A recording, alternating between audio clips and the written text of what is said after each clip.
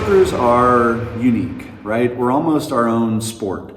And within a heat of 8 breaststrokers, you can get 8 different strokes. But one thing is pretty constant. There's a bicep curling motion in the pull. Now, if you're anything like me, you were taught that to treat the water like ice cream, where you scoop it up into your mouth and then you go back for more.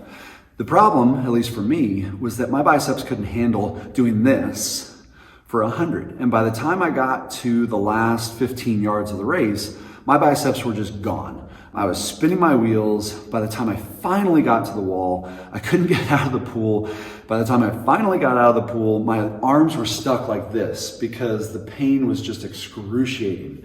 And so I've done 2 things to fix that. One is I changed my stroke. And I got away from this heavy curl into more of a squeeze, but there's still a curl there. And so the second thing I've done is I've focused hard in the weight room on my biceps. And I do several different exercises to build them up.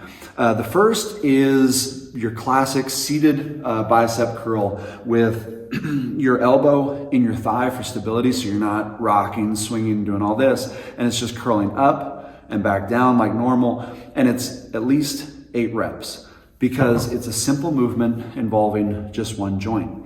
Now, another variation of that is to take a lighter weight and do the same curl up and then slowly release it back down. And yet a third variation that's my favorite is to see how many reps you can do in a certain amount of time. For me, that certain amount of time is 1 minute and 3 seconds because that is the qualifying time for Olympic trials in the 100-meter breast. And the way I do it is I do 20 reps and then take a 5-second break and then finish with as many as I can possibly do. The reason being, it takes me about 20 strokes on the first 50 of 100. And then you've got the turn, the pull out, that's a few seconds, and then you're back at it. And so I'm just trying to kill it as hard as I can with as many reps as I can. There's yet another way. Sometimes I do a close grip bench press instead of a wider grip, and that engages the bicep even more.